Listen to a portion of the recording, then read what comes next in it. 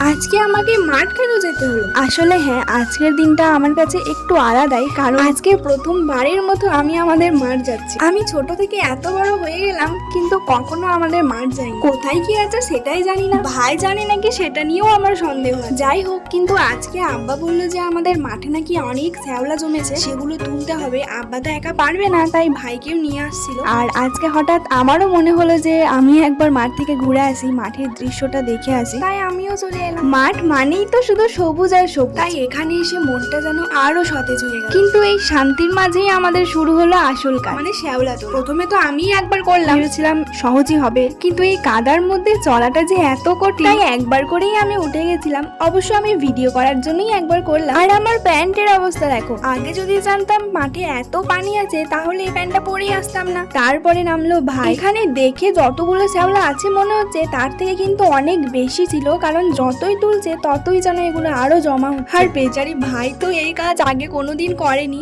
তাই বারবার শুধু বসে পড়ছিল। আর আব্বাকে বলছে আর কিন্তু পারবো না, এটাই লাস্ট। অথচ আব্বা কিন্তু একবারও বসেনি, একটানা কাজ করেই যাচ্ছে। আসলে আব্বাগুলো এরকমই হয়, সকাল থেকে রাত অব্দি আমাদের জন্য খেটেই চলেছে, কিন্তু কখনো বলে না যে এই কাজটা আমি পারবো না। তাই বলে কি আব্বাদেরকে ক্লান্ত লাগে না?